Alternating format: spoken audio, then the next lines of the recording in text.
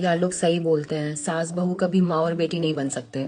सोच के देख क्यों, पूरा सेटअप पेट्रियार्की का है। अब इसमें भी पेट्रियार्की, ये तो घर के अंदर की बात है। अरे घर में ही तो सबसे ज्यादा पेट्रियार्की होती है। देख, एक लड़की से एक्सपेक्ट किया जाता है कि वो अपना घर चेंज करे, अपना सरनेम चेंज करे और नए घर के तौर तरीकों में एडजस्ट करे। और सास को ये सिखाया जाता है कि उसका रोल है घर चलाना, अथॉरिटी मेंटेन करना और लड़की को सही चलाना। हाँ मतलब बेटे का तो कुछ नहीं बदलता। वही तो, man is the king of the house. सास को ये लगता है कि बेटा बहू के कंट्रोल में चला जाएगा और बहू को ये लगता है कि सास के रूल्स के अंडर उसकी इंडिपेंडेंस चली जाएगी। This is how patriarchy works, divide and conquer. मतलब दोनों को एक दूसरे के अगेंस्ट प्रोग्राम कर दिया जाता है। एग्जैक्टली, पेट्रियार्की यही सिखाती है कि पावर लिमिटेड है। अगर एक के पास ज्यादा है तो दूसरे के पास कम होगा। इसलिए सास को लगता है कि बहू के आने से उसका कंट्रोल कम हो जाएगा और बहू को लगता है कि सास की वजह से उसका फ्रीडम कॉम्प्रोमाइज हो जाएगा। पेट्रियार्की ने ये राइवलरी को एकदम नॉर्मलाइज कर दिया है ताकि औरतें एक दूसरे को अपना दुश्मन समझती रहे और असली प्रॉब्लम पर कभी फोकस ही ना हो पाए, जो कि अनइक्वल पावर डायनामिक्स है। इसमें हर औरत प्रेशर में है। तभी हर घर में एक ही डायनामिक है कि सास तो बुरी होती ही है। अरे सास भी तो कभी बहू होगी ना, उसने भी यही सब झेला होगा। हाँ, तब उन्होंने कॉम्प्रोमाइज किया